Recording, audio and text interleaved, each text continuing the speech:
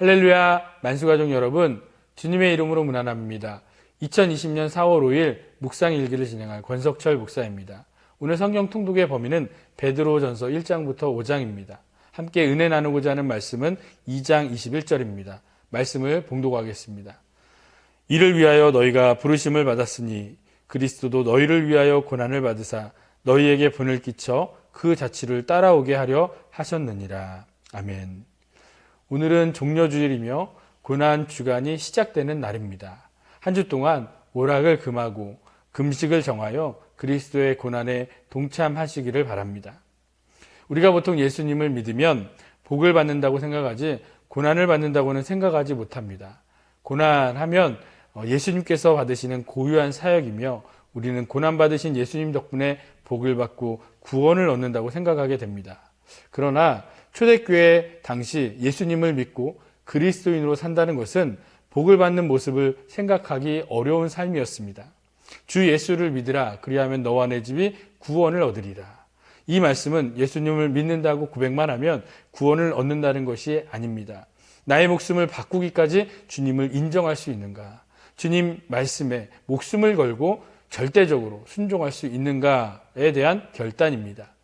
그 당시에는 예수님을 믿고 그리스도인이 되기 위해서는 배교당하고 재산을 몰수당하며 또 붙잡혀서 고문당하고 순교당하는 것을 각오하였습니다.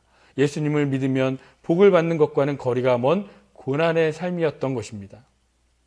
예수님은 죄인인 나를 위해 십자가에 달려 죽으셨습니다. 내가 달려야 할 그 십자가에 대신 달리시고 내가 나의 죄로 인해 죽어야 하지만 예수님께서 대신해서 죽으셨습니다. 그분을 믿음으로써 나는 하나님의 자녀가 되었습니다. 세상 사람들보다 먼저 예수님을 믿고 구원 얻게 하셨습니다. 그것은 하나님께서 우리를 택하시고 부르셨기 때문입니다. 왜 먼저 택하시고 부르셨습니까? 에베소서 2장 10절의 말씀을 보면 우리는 그가 만드신 바라 그리스도 예수 안에서 선한 일을 위하여 지으심을 받은 자니 이 일은 하나님이 전에 예비하사 우리로 그 가운데서 행하게 하려 하심이니라. 우리는 선한 일을 위해 지음받았기 때문입니다. 이것은 하나님께서 이전부터 계획하신 것이며 또 그렇게 살도록 부르신 것입니다. 모든 성도는 모든 고난을 받지는 않습니다. 그러나 모든 성도는 선한 일을 위해 부름받은 자들입니다. 선한 일을 위해서라면 고난을 당할 수도 있습니다. 부당한 고난을 받아도 하나님을 생각하며 참아야 합니다. 선을 행함으로 고난을 받고 참는 것이 하나님 앞에 아름다운 일입니다. 성도는 이 일을 위해 부름받은 자들인 줄 믿으시기 바랍니다. 예수님께서 고난받으시고 십자가에 달려 죽으신 대가는 죄인인 나를 구원하신 것입니다. 예수님은 우리의 모범이 되셨습니다. 우리 역시 예수님과 같이 선을 위해 고난을 받는 것이 마땅합니다. 선한 일을 위해 영혼을 구원하는 가치 있는 일에 고난당하는 것을 두려워하지 마시기 바랍니다. 씨앗이 땅에 떨어져 죽어야지만이 자라나 많은 열매를 맺습니다. 예수님의 피 흘리심으로써 많은 영혼을 구원하셨습니다. 씨앗이 죽지 않으면 열매는 없습니다. 피 흘림이 없으면 영혼 구원도 없습니다. 우리는 이 사역을 위해서 부름받은 자들입니다. 로마서 8장 17절 자녀이면 또한 상속자 곧 하나님의 상속자요 그리스도와 함께한 상속자니 우리가 그와 함께 영광을 받기 위하여 고난도 함께 받아야 할 것이니라.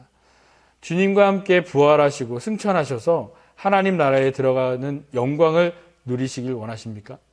그렇다면 주님과 함께 고난당함을 두려워하지 마시기 바랍니다. 사망 권세 이기신 예수님께서 부활하시고 승천하셔서 하나님 우편에 앉아 계십니다. 주님을 본받으며 주님의 발자취를 따라가며 고난을 이기시고 죽음도 두려워하지 마시기 바랍니다.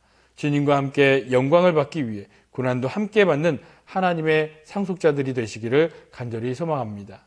이 시간 함께 기도하기 원합니다. 주님 가신 고난의 길을 따라가기 원합니다. 영광뿐 아니라 고난도 함께 받는 성도가 되기를 원합니다. 나를 통해 선한 일을, 영혼을 구원한 일을 이루어 주시옵소서. 함께 기도하겠습니다.